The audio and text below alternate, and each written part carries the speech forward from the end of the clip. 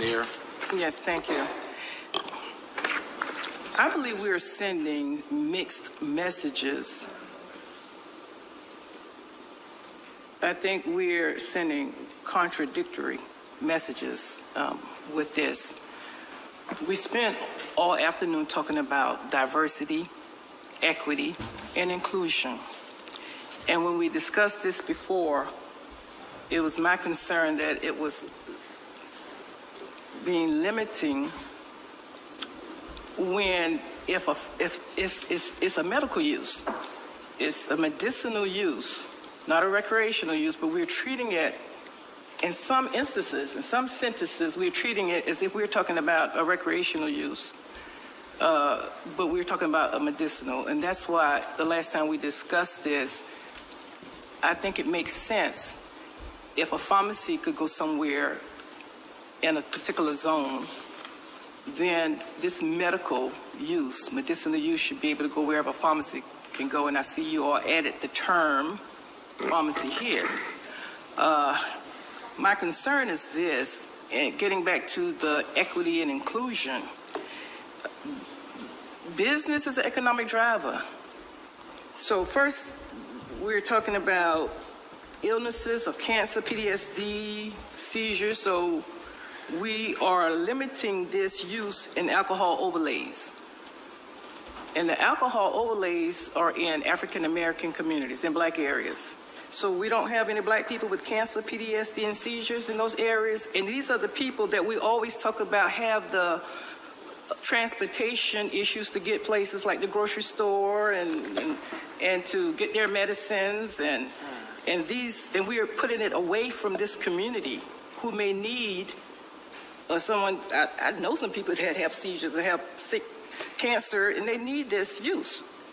So we're saying that we don't want to put this use in medical cannabis near black people because what? They don't get sick? Because this is an economic drive and they don't need to make any money over there? Or because all of them will probably go around there and what's the problem here? And in the past, zoning have been used as a barrier in redlining for segregation. Yes. And it's an economic barrier. And here we are again talking about diversity, equity, and inclusion, and we're doing the same thing. Because we have this notion that these people don't deserve to have what everyone else has in their neighborhood, And I'm having a problem with this because I represent these people. I am these people. So we are sending mixed messages. And alcohol, and some people may differ or disagree with me, it's not a medicine. To some people it might be, but it's not considered and classified as a medicine, but this medicinal cannabis is. So for us to associate that and lump it with alcohol overlays doesn't make sense. We said that we are implementing common sense limitations and restrictions. Make it make sense. What's so common sense about this, that this is what we've always done? I think we're so conditioned to putting less or limiting these areas that it's just something that we automatically do. And I'm not in agreement with this. I believe it should be able to go anywhere in any district where a pharmacy can go because we are looking at a medication. We are looking at a new drug, a new business. And it can't go where some people who are always disadvantaged will be able to access it easily. So we're talking about safeguards in place. And again, we are just doing what we've always done and being biased and limiting in these communities. And that's why you see the poverty. That's why you see these conditions, because they're being handled differently. And this is a prime example. So if we want to use something for common sense, this isn't common sense. This isn't making sense to me. Now, if it made sense to me, yeah, I'm on board, but it's just not making sense because we are using zoning again as a barrier for economic and, in this case, health.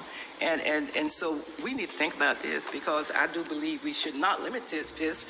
And again, I've been asking over and over that we relook at that alcohol overlay since we are keeping economics out of these areas that need it the most. And if someone got sick and they weren't able to go and get this medication and it would help their child or it would help their person, and they have to travel over town and then leave them there half the day, don't come for them. These are the same issues we talk about all the time, and we're piling on and adding yet another barrier to people accessing medicinal cannabis. Thank you. Thank you. Alderwoman Lanier, again, I think my position has been that particularly as it relates to alcohol overlays, that the only forms of economic development in black communities is alcohol, and I think that's not true. But that being said, Mr. Manager, would you like to respond to that? Could you repeat that, Mayor Johnson? I didn't hear that part. That the only source of economic development in black communities as it relates to alcohol overlay is alcohol-related uses, and I don't think that's absolutely correct. But I think the question is... I don't think that's what Alderwoman Lanier was saying. That's what I'm saying, though. I think I would address... One second. Yeah. But I do think that some of the issue was, and manager might be able to talk about it, because, again, this is a evolving space, that some of the medicinal uses, when recreation comes on board, can become recreational spaces. And I think that is what some of the concern is. They don't deserve recreation? You better be glad they got it. Again, ma'am, I'm speaking. That the concern is that the places right now that are medicinal or pharmaceutical in nature, once this evolves or plans out, which is we're still watching, could easily then become recreational spaces, which might create some of the challenges that we have experienced in areas where there are proficient and excessive alcohol uses. Mr. Manager.